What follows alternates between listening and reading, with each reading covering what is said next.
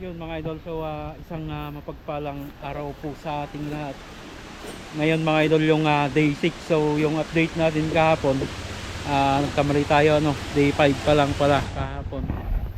So pang day 6 po ngayon, ano. So silipin natin mga idol yung progress ulit ng ating trabaho po dito sa sawmill project, ano po.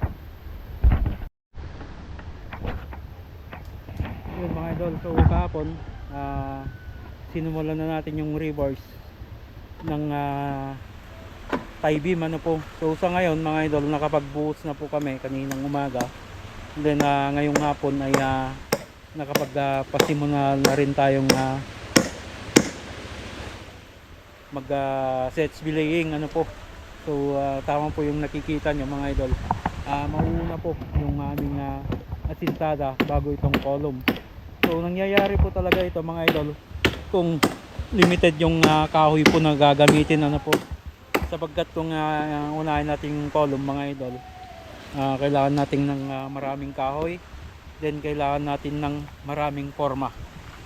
So limited yung materials mga idol. Ang gagawin na lang po namin dito mga idol is i-clear namin yung sukat talaga po ito ng yung sukat ng column. So 20 by 30 yung column namin dito mga idol sa may CHB. So i-clear namin yung 20 dito.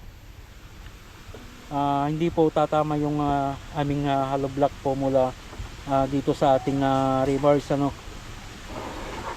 Yan, para yung structural ng ating column ay buo pa rin, o yung buhos niya talaga. So pinalayo natin mga idol, katulad po nito, malayo. Then papalinis natin yung papalinis natin to.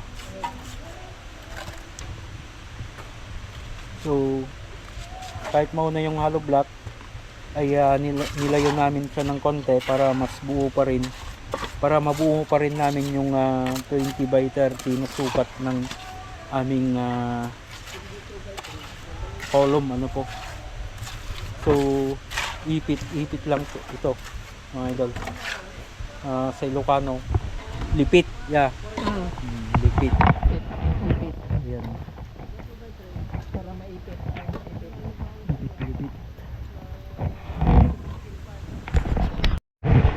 Then yan, kinukumpleto na rin mga idol yung ating formworks dito na, oh.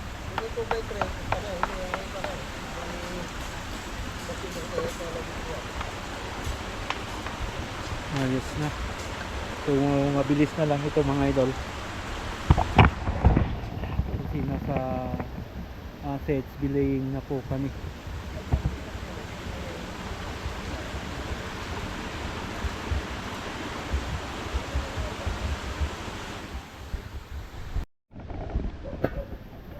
Yun, o mga par. So paunti-unti, ano po, ay nakikita na natin yung improvement dito sa ating ongoing project, ano po.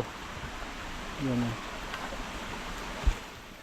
So thank you po ulit sa tiwalang binigay po sa atin para makuha natin tong project po na ito sa sawmill, ano po.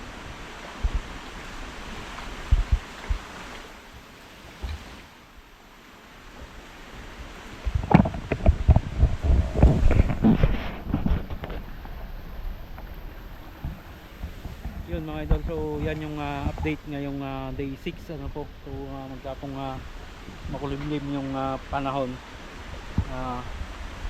Salamat kay G, ano, amo,